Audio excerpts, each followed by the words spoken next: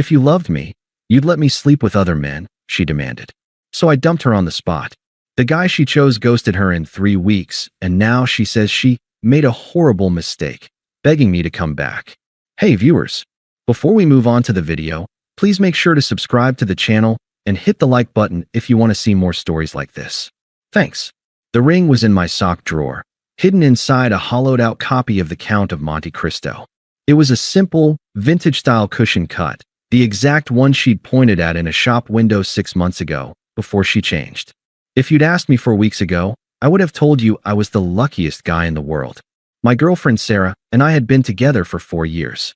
We had the kind of relationship people aim for, a comfortable, worn-in kind of love built on stupid inside jokes, forever memorialized as the Great Mustard Incident of 2022, and a perfectly synced Google Calendar.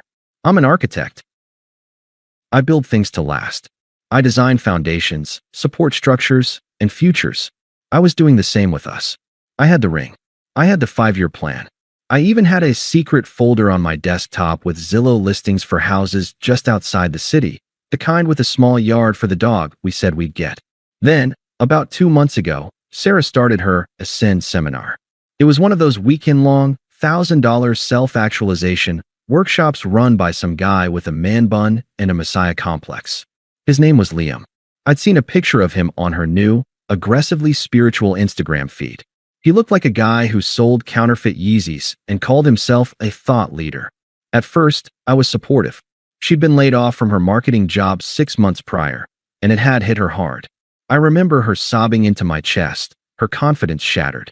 I held her, stroked her hair, and told her, "It's not you against the world, Sarah. It's us. We'll figure this out. We." I paid the rent and bills for those months without a second thought, cooked dinner every night, and told her to take her time. So when she asked to use our savings for the Ascend seminar, I said yes. I thought it would help her rebuild. Instead, it started to dismantle us. The Sarah who came back was different. She was distant, and she spoke in a new, alien language. Everything was about energetic misalignment or holding space. If I asked a simple question like, "Did you take the trash out?" I'd get a response like, "I don't have the emotional bandwidth for that request right now, Mark. You need to respect my truth." I try to make her laugh with one of our old jokes, and she'd give me this pitying little smile, as if I was a child she'd outgrown. "What's going on with you?" I asked her one night, about a week ago. She sighed, a long, theatrical, put-upon sound. "I'm just on a different journey now, Mark. I'm discovering my authentic self. The work I'm doing with Liam. It's profound. You're just not evolved enough to get it." Not evolved. I repeated, the words feeling sour in my mouth. "I'm the guy who flosses your hair out of the shower drain. What's evolved mean?" She just shook her head, and that was that. A wall had been built between us, and she was on one side with her truth, while I was on the other, apparently with the trash. I figured it was a phase. I thought the real Sarah was still in there, and that the ring in my sock drawer would be the thing to bring her back. I was a fool. It was a Tuesday night. I'd gotten a promotion at work, a big one. I came home wanting to celebrate, maybe open that nice bottle of wine we'd been saving. I was thinking about the ring again, thinking maybe I should just move up the proposal. I walked in, and she was on the sofa, bathed in the blue light of her phone, her thumb scrolling endlessly. "Hey," I said, dropping my keys in the bowl. "I've got great news." "Hmm? Oh, cool," she said, not looking up. I'd cooked dinner, a pasta dish she used to call her favorite. I plated it, put it on the table, and waited. She didn't move. "Sarah, dinner's ready." She sighed, as if I'd just asked her to solve a complex algorithm. She put her phone down, screen first, and sat at the table. She pushed the pasta around with her fork. So, my project got final approval.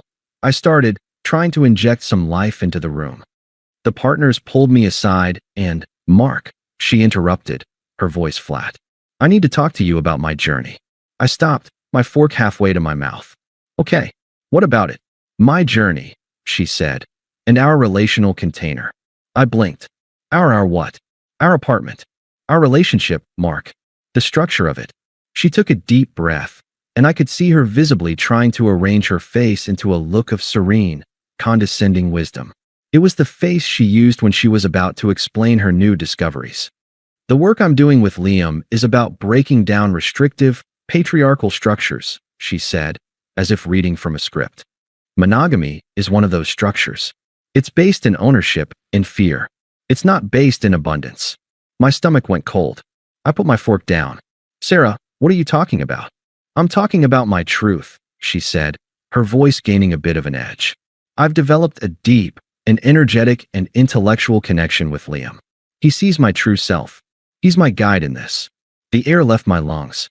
The great news I had, the promotion, the ring, it all just shriveled up and died.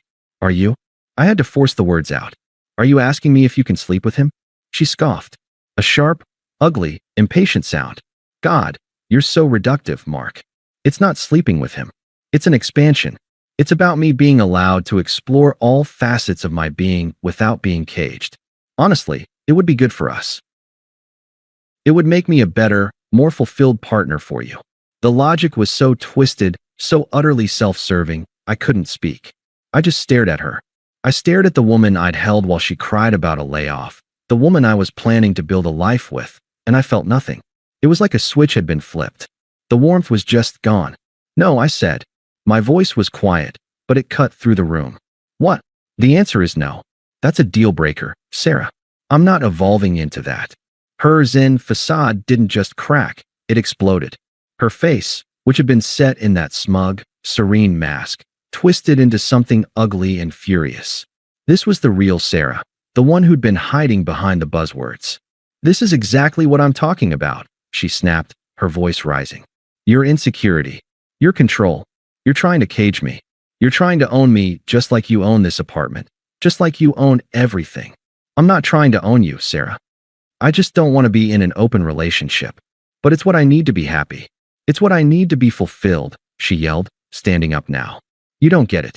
You claim you love me, but you're too weak and paranoid to really love someone. She was breathing hard, her eyes flashing. And then, she said the words that ended everything. If you loved me, you'd let me sleep with other men. You'd want me to be happy. There was a long, ringing silence. The sound of the fridge humming rushed in to fill the vacuum. I looked at her, really looked at her. The woman I loved was gone. She had been hollowed out and replaced by this arrogant, deluded stranger who was standing in my kitchen demanding a hall pass like a teenager. She was still breathing hard, her chest puffed up with self-righteous anger, waiting for me to break, waiting for me to yell, or cry, or beg, waiting for the insecure man to prove her right. So I gave her the one thing she never saw coming. I smiled. A small, tight, sad smile. You're right, I said, my voice perfectly level.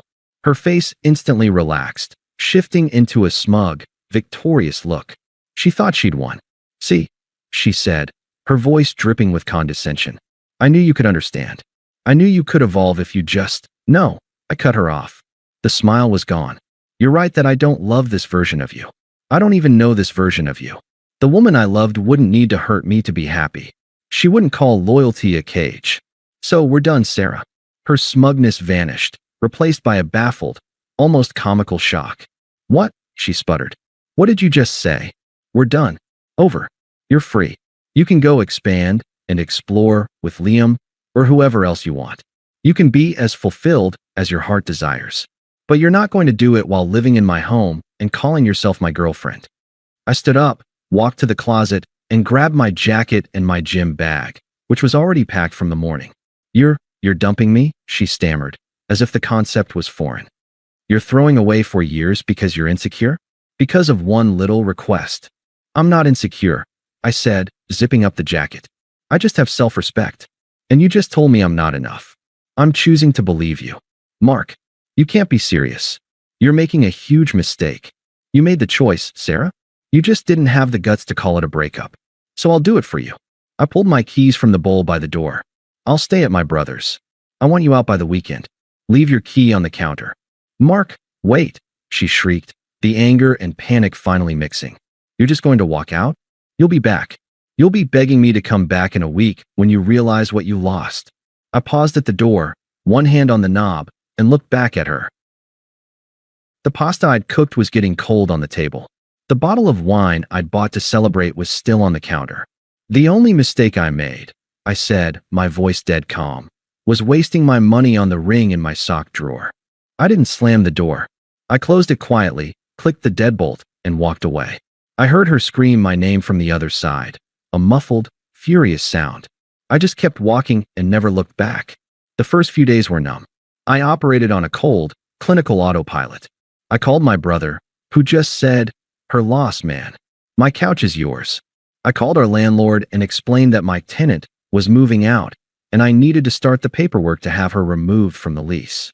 I went to our joint bank account, the one for utilities and groceries, and transferred my half of the money out. Then I sent her a single, final Venmo request for her half of the last electric bill. The note just said, "Final total." I changed my passwords. Netflix, Amazon, Hulu, Spotify. The digital untangling of a life. On Friday, 3 days after the breakup, I had a moment of weakness. I typed her name into the Instagram search bar. Her profile, which had been quiet for a week, had a new post. It was from 2 days ago, the day after I left. It was a picture of her and Liam. They were at a winery, clinking glasses, his arms snaked possessively around her waist. She was smiling, that same smug, enlightened smile. The caption was the final nail in the coffin. Finally embracing my truth with someone who isn't afraid of it. Sparkle's so blessed to be on this journey with a partner who understands that love isn't about possession, it's about expansion. Hashtag evolved, hashtag ascend, hashtag authentic, hashtag my truth. It was a gut punch. I'd be lying if I said it wasn't. To see my 4 years of loyalty and support discarded and mocked in less than 48 hours, it stung. But mostly, I felt a profound sense of relief. It was validation. I hadn't lost her. I'd escaped her. I blocked her. On everything. I blocked Liam. I blocked the Ascend seminar page. I scrubbed my life clean of her. The next day, Saturday, I went back to the apartment with my brother. She was gone. She'd left the key on the counter, just as I'd asked. The place felt empty, but it felt clean. I spent the weekend clearing out her things, the half-used bottles of shampoo, the yoga mat she'd only used twice, the live laugh love sign she'd hung in the kitchen. I threw it all in trash bags. Then, I went to the jeweler. I returned the ring. The money went straight into my savings account. I redirected all that future energy. I threw myself into the new project at work, clocking late hours not because I was sad, but because I was focused. I started a brutal new routine at the gym, channeling all that numb, restless energy into deadlifts and squats. I reconnected with friends I'd been neglecting because I was always trying to manage Sarah's journey. My life became quiet. It became mine. About 3 weeks after the breakup, I got a text. It was from Qley, a mutual friend. "Qley, hey Mark, you okay? Haven't heard from you in a while." Me, "Hey Qley, I'm doing really well, actually. Thanks for asking. Focusing on work and hitting the gym. Hope you're good." A few seconds later, the 3 dots appeared. "Qley, well thank God. I'm so glad to hear you say that. Because, listen, I feel like you deserve to know. Sarah is an absolute train wreck." I stared at the text, feeling nothing. No joy, no pity. Just curiosity. Me, what happened? "Qley, that Liam guy was a total fraud. He's married. Apparently, he does this to a new woman at every Ascend seminar. Got her to pay for a bunch of advanced spiritual coaching sessions, like thousands of dollars, Mark. Strung her along for 3 weeks, and then just ghosted her. Blocked her number, kicked her out of the program, and disappeared. Her new friends from the seminar all turned on her, too. Called her a homewrecker. She's broke, and she's been blowing up my phone all week. I read the message. I read it again. I thought I would feel something. Anger. Vengeance. Schadenfreude. I felt nothing. It was like reading a news story about a stranger in another country. It was information and nothing more. Me, that's a tough situation for her. I typed, then paused, and added, me. Anyway, are you and Mike still on for trivia next week? I think I can finally make it. For the first week after Qley's text, there was nothing. Silence. I figured Sarah was too humiliated or too busy trying to find her next guide to bother with me. I was wrong. She was just regrouping. The first attempt was predictable. It started with a text from an unknown number. I hadn't blocked her, just deleted her contact. I decided, with a kind of cold, clinical curiosity, that I wanted to see the entire life cycle of this disaster. I wanted to watch the train wreck from a safe distance. Unknown. Hey, I was in my kitchen, blending a post-gym protein shake. I looked at the text, didn't respond, and went back to the blender. 5 minutes later, another one. Unknown, I know you heard what happened. Can we please talk? I poured the shake into a glass and drank it. An hour later, the first crack. Unknown, Mark, I miss you so much. I was such an idiot. I saved the contact under a new name. Do not answer. The next day, she escalated. She couldn't get to me, so she tried to get to my guilt. Phase 2, the flying monkeys. I was at my desk, deep in the zone, finalizing a set of blueprints for the new project. My phone rang, another number I didn't recognize. I assumed it was a contractor and answered professionally. This is Mark. Mark? Oh, thank God, honey. It's Carol, Sarah's mom. My blood went from room temperature to ice water in half a second. She had always been nice to me, but in that way that felt conditional, the "you're a good provider for my daughter" kind of nice. Hello, Carol, I said, my voice flat, all professional warmth gone. Mark, I'm so worried about Sarah. Her voice was a high, saccharine whine. She's not eating. She's broken. That monster, what he did to her, it's just criminal. She told me everything. He completely manipulated her. She was already spinning the narrative. Sarah wasn't a cheater, she was a victim. And I was the guy who was supposed to rescue her. She needs you, Mark, Carol pleaded. She loves you. She just got confused by that awful man. She knows she made a mistake. She just needs her rock back.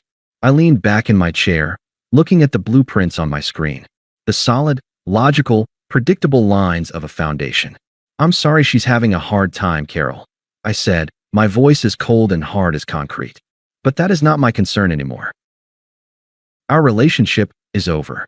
The fake sweetness evaporated instantly.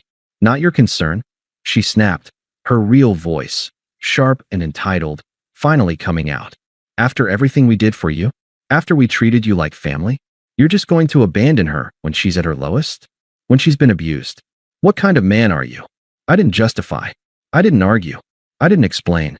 The kind who doesn't get taken for granted, I said. Please don't call me again, Carol. I hung up before she could respond. I blocked her number. I took a sip of water and went back to designing a load-bearing wall. Phase 3 was the full-on meltdown. It came 3 nights later. I was at the gym, in the middle of a new personal record on my deadlift. The world had shrunk to me, the bar, and the floor. When I finally dropped the weight, gasping and flooded with endorphins, I checked my phone. 6 missed calls from Do Not Answer, and 1 new voicemail. I put in my earbuds, hit play, and started my cool down on the treadmill. Mark, please. Her voice was a ragged, hysterical shriek. I could hear wind and traffic. I'm outside your building. I wasn't, which was a small, grimly satisfying irony. I know you're in there. Just pick up. Please. I'm so sorry. She descended into a full, gasping sob. I'm so sorry. I'm the worst person in the world, I know. I was a moron. I was so stupid. I made a horrible mistake. There it was. The big confession. That guy. That liar. He meant nothing, she wailed. It was all you, Mark. It was always you. I was just lost, and he took advantage of me. The treadmill hummed beneath my feet. I'll do anything. I'll go to therapy. I'll get a new job. I'll sell my car. I don't care. I just need you back. I can't live without you. I love you. Just please. Please, Mark, call me back. I love you. The voicemail ended with the sound of her just weeping, a raw, ugly sound of pure desperation. I listened to the entire thing, my heart rate slowly returning to normal. I didn't feel anger. I didn't feel pity. I didn't feel anything. She wasn't sorry for what she did. She was just sorry it didn't work out. I pressed the 7 key. Message deleted. I put my phone back in my pocket, wiped the sweat off my face with a towel, and started walking home. The ambush came 2 nights later. She must have known my schedule, must have been waiting. I was coming home from work. It had been a long, productive day. I'd been formally given the new project, which came with a corner office and a significant raise. I was wearing a new, perfectly tailored suit. I felt good. I felt solid. I was carrying my leather briefcase in one hand and a bag of healthy Thai takeout in the other. As I walked up the path to my building's lobby, a figure detached itself from the shadows by the entrance. Mark. It was Sarah. But it wasn't the evolved, glowing, smug Sarah from the winery photo. This Sarah was a wreck. Her hair was a greasy, unwashed knot on top of her head. She was wearing the same stained sweatpants and hoodie she'd probably been in for days. Her face was puffy, her eyes red-rimmed and bloodshot. She looked like the physical embodiment of a bad decision. The power dynamic of our entire 4-year relationship flipped on its axis in that 1 second. She looked at me, in my new suit, and saw everything she'd thrown away. I looked at her, in her misery, and felt nothing but the urge to get inside and eat my dinner. "Sarah," I said, my voice calm. I didn't stop walking, just sidestepped her to get to the key fob sensor. "You shouldn't be here. This is my building. You need to leave." "No. Wait."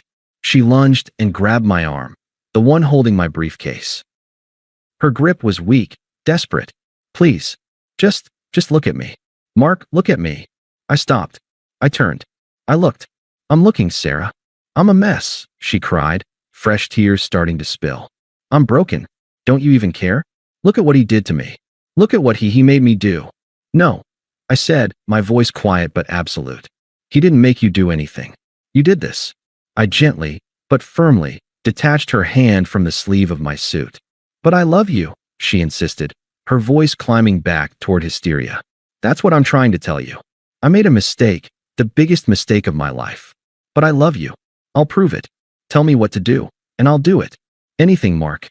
I'll be the perfect girlfriend again, I swear. I'll be anything you want." This was the moment. The final test. The old me would have caved. The old me would have seen the tears, felt the guilt, and tried to fix her. But the old me was gone.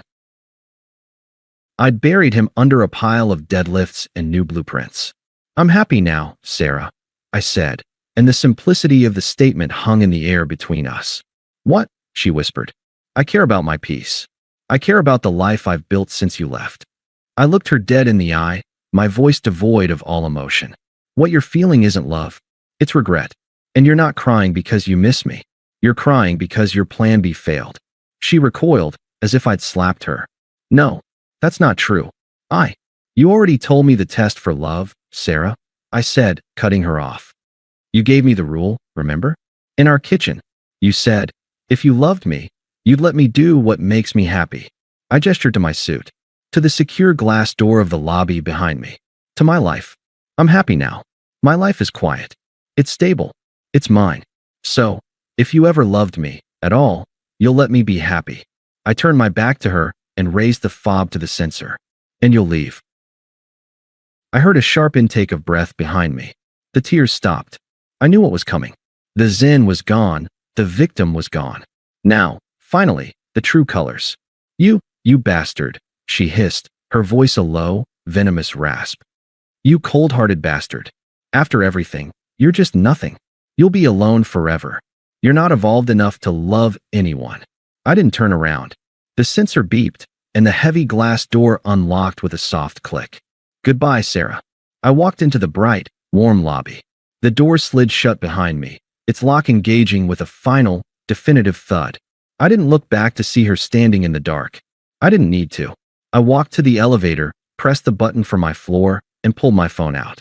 I sent a text to my brother. "Thai food. You in?" By the time the elevator doors opened, she was already just a bad memory on the other side of the glass. Thanks for watching. Make sure to subscribe to the channel and hit the like button. What do you think about this story? Share it in the comments.